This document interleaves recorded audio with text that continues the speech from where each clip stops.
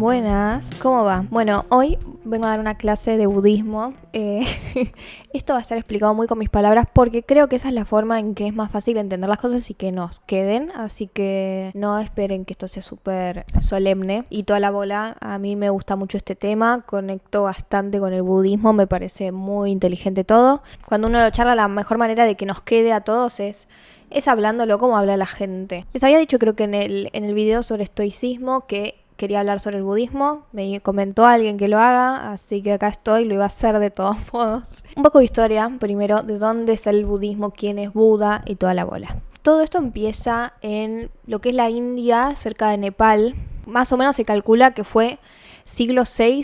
Entre el siglo VI y el siglo IV a.C., al mismo tiempo estaba sucediendo lo de los filósofos griegos y nadie tenía contacto entre sí. O sea, fue un momento en el que el humano le bajó data, entendió cosas, lo contrario a lo que pasa ahora, digamos.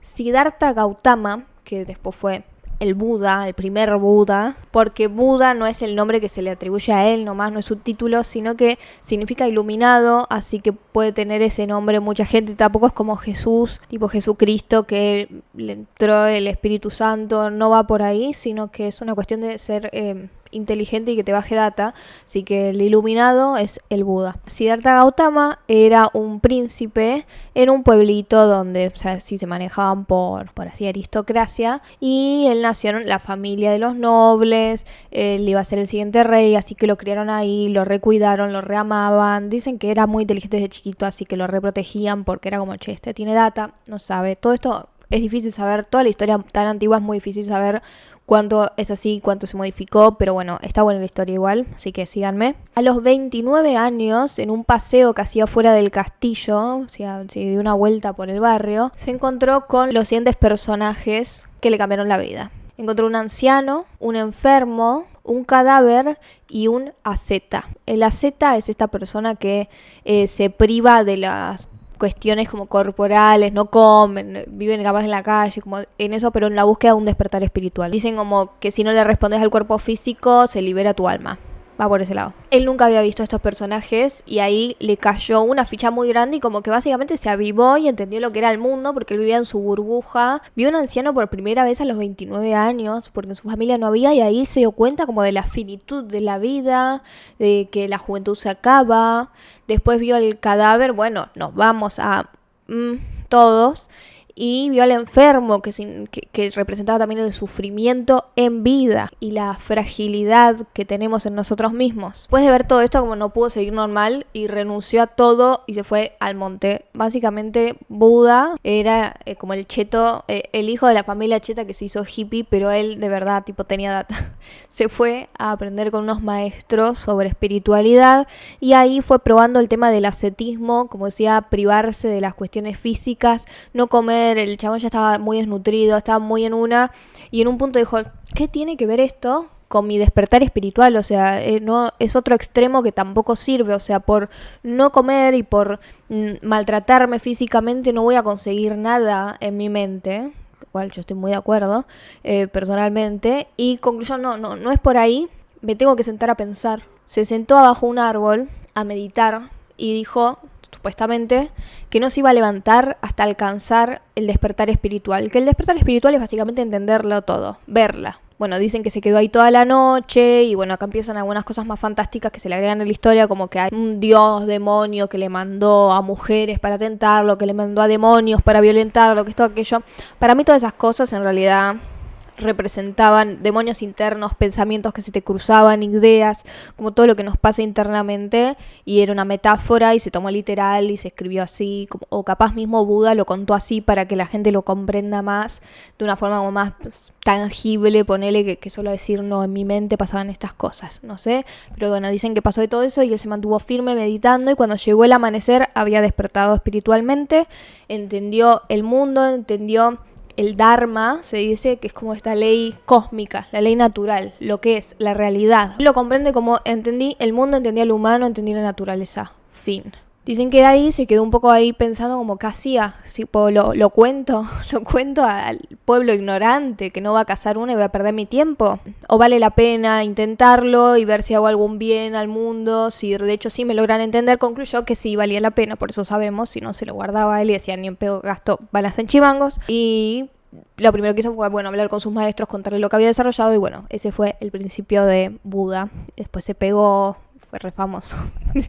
Lo que él concluyó esa noche con su despertar espiritual fue algo que se llama las 4 nobles verdades del budismo, donde tenemos, por un lado, dukkha, el sufrimiento, la existencia del sufrimiento, aceptar que existe sufrimiento. La traducción sufrimiento de dukkha no es tan literal, es medio difícil traducir estas palabras a español, inglés y toda la bola porque capaz son más profundas que eso. Se puede decir también que sería la insatisfacción en sí misma, desde lo más leve hasta lo más grave, porque uno dice sufrimiento, es como bueno, es re jede, pero también puede ser el sufrimiento de golpearte el dedito contra un mueble. Estamos hablando de eso, la insatisfacción de que se te queme la tostada. Estamos hablando de todo tipo de cosas que no sean poco agradables al humano. Entonces, aceptar la existencia del sufrimiento en la existencia es algo que no se va a acabar, que sucede y no es algo malo tampoco. Entenderlo, es así. Lo siguiente es Tana, se llama, que serían las causas de este sufrimiento, que se pueden describir también como la sed que uno tiene en cuanto a distintos deseos. El deseo es el origen del sufrimiento. Puede ser deseo de placer físico, digamos, para decirlo de una forma aceptable para YouTube. Puede ser el deseo de vivir, el deseo de no vivir. El deseo sería la raíz del dukkha, porque todo lo que deseamos no lo tenemos. O capaz lo deseamos y cuando lo tenemos no es lo que queríamos, entonces sufrimos. O capaz cuando logramos tener lo que deseábamos, sí es así de bueno, pero se termina, lo cual también significa sufrimiento, porque no es para siempre.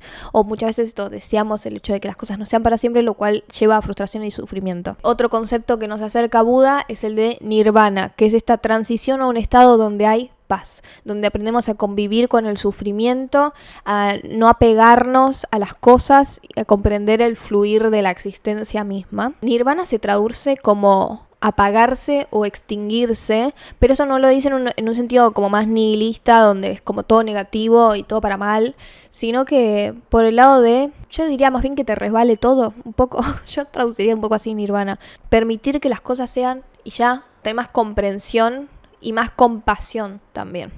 Y lo siguiente que planteó fue el noble óctuple sendero, me encanta ese título, que sería el camino para conseguir eventualmente el nirvana. No son necesariamente una serie de pasos, porque no es que se hace uno y después el otro, algunos sí, sino que son cosas simultáneas en su mayoría, pero como que cosas que deberías hacer, implementar en tu vida, aceptar, tener en cuenta para estar mejor, digamos. Nada, tiene mucha razón, a mí me encanta. Los 8 puntos se dividen entre sabiduría, conducta ética y entrenamiento mental, que también puede ser disciplina mental o medio que meditación también. Tenemos la visión o comprensión correcta. Se trata de observar el mundo como es, observar las cosas como son, aceptar el dukkha, entender su existencia en un principio antes que nada.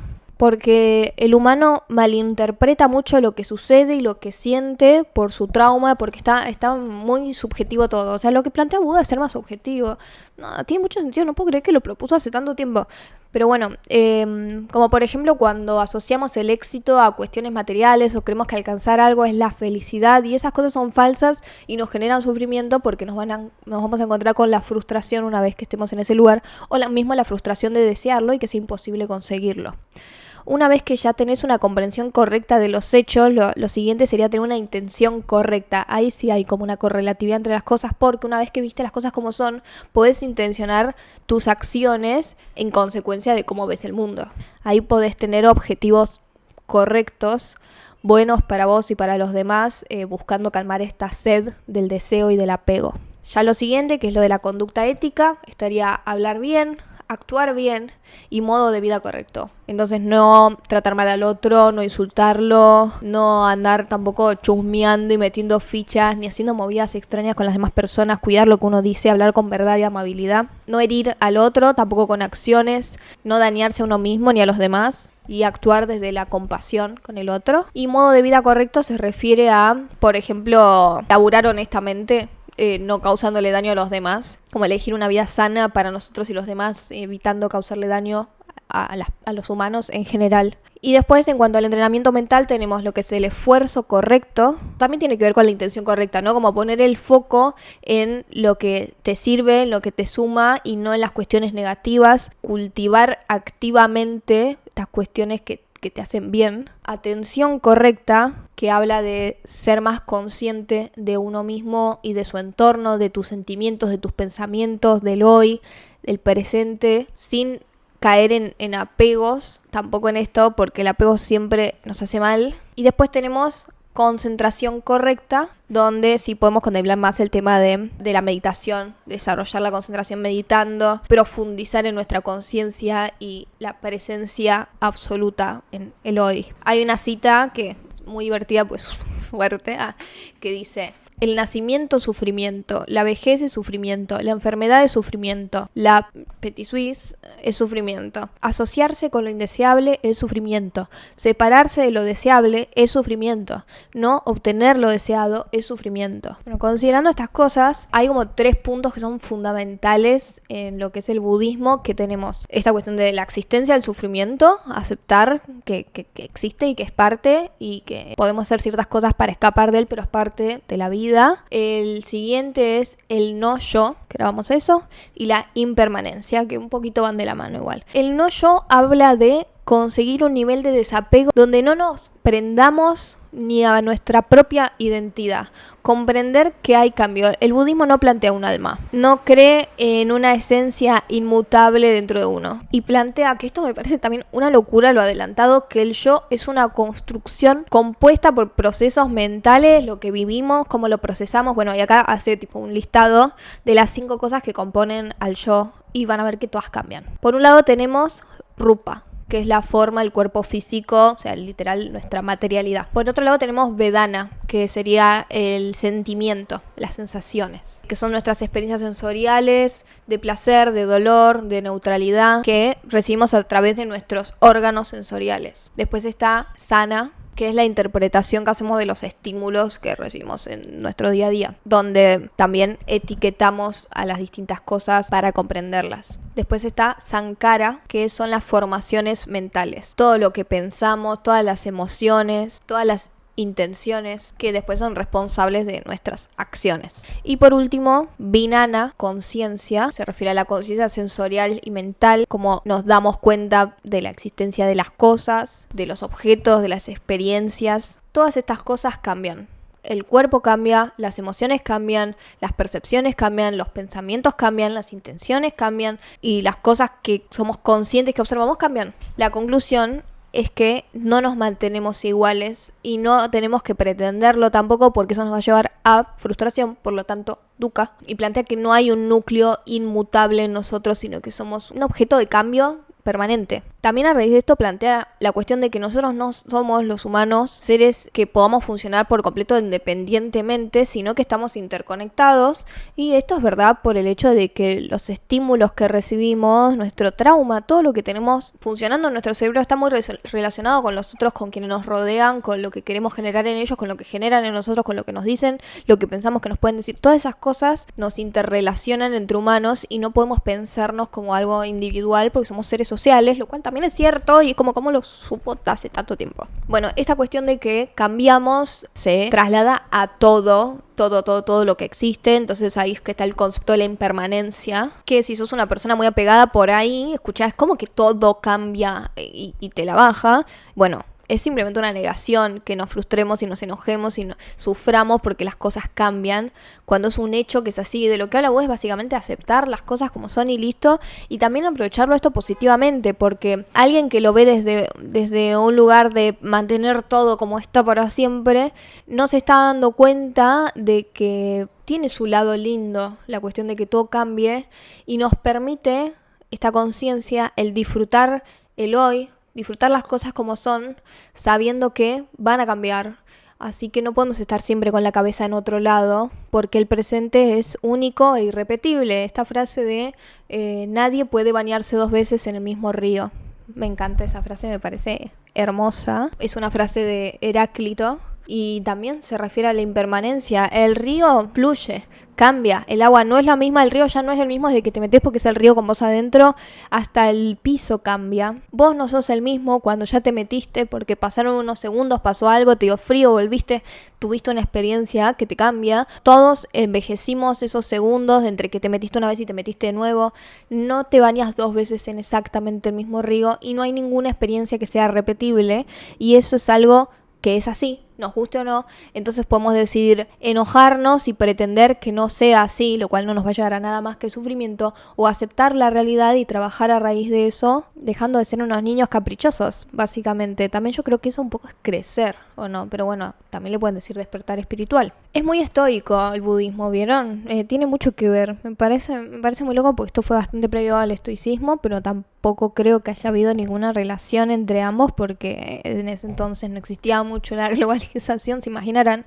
Sí me parece muy flashero que mientras estaba él estaba Pitágoras o directamente ya estaba Sócrates también tirando atas del mundo. El budismo se considera una religión o una filosofía. Cuanto a mi visión y análisis personal, es más una filosofía, una corriente filosófica que una religión, pero bueno, lo analizan como religión no teísta porque no se basa en la adoración de dioses, pero sí hay algunos agregados así más fantasiosos, que lo que digo, para mí, o alguien lo escribió mucho después, o Buda bajó y dijo, ay, sí, me aparecieron demonios y mujeres y todo aquello, y en realidad era su mente, pero lo explicó así para que lo entienda la gente. Lo bajó a cuentito y la gente lo toma así. O capaz él mismo se comió el flash porque estuvo tanto tiempo sentado pensando que un poquito deliró, puede ser. Pero las enseñanzas son las enseñanzas y está hablando de la vida misma, de la comprensión del humano. Cuando habla también de toda esta cuestión de sufrimiento es también para entender y como que no negar el sufrimiento del otro y entender que el otro actúa desde el sufrimiento, desde el apego, desde la frustración. Entonces no tomártelo a pecho tampoco. Por eso esta cuestión de ser compasivo con el otro, entendiendo que está en una y que no tiene por qué afectarte eso porque vos sí entendiste cómo son las cosas, entonces no necesitas rebajarte a la situación del otro. Y nada, algo más que me parece interesante mencionar es que también desde el budismo es que se metió el concepto del karma, pero no está planteado como lo que decimos hoy de que te va a pasar algo random en la vida, como que te caiga un rayo y que fue el karma, sino que se refiere a la ley de causa y efecto, y es que tus acciones tienen una consecuencia, lo cual, sí, es así, literal. Como toda acción intencionada, dice, crea efectos que aparecen en determinadas situaciones que relacionamos con un fruto de nuestra intención, de lo que pasó primero. No implica que todo lo que le pasó a una persona sea obra del karma. Pero bueno, también lo plantea así para que uno sea más consciente de lo que hace, que tiene consecuencias, y esto como plantea que podés tener acciones a raíz de una intención oscura, que tengan un resultado oscuro, podés tener intenciones brillantes con un resultado brillante, intenciones que no sean ni brillantes ni oscuras y tengan un resultado ni brillante ni oscuro, o intenciones que capaz son brillantes y oscuras, cierto porcentaje, con resultados también brillantes y oscuros. Nada, simplemente observar el mundo. A mí me encanta la historia de Buda porque no es alguien que le vino un ser mágico. Sorry, los que creen en esas cosas, está todo bien, simplemente yo no conecto, que venga Dios y te baje data. No, el chabón se sentó a pensar y después empezó a decir, che, siéntense a pensar porque entendés cosas. Me encanta. Budismo, Buda, el tipo que se sentó a pensar. No sé qué título le voy a poner a este video. Espero que les haya resultado interesante. A mí me fascina. Y me parece muy loco también esto de que haya sido más o menos entre el siglo VI y el siglo IV a.C. ¿Qué? Y bueno, nos vemos la próxima semana en el próximo video. No estoy teniendo un día fijo donde estoy subiendo. Creo que justo vengo subiendo los martes. La cuestión es que intento que todas las semanas haya un episodio. Y eso. Nos vemos la semana que viene. Si tienen alguna sugerencia, algo de lo que quieran que hable, siempre me gusta que me lo comenten o que me lo escriban por el Instagram del podcast, @tibolsyours.podcast. Les mando un beso.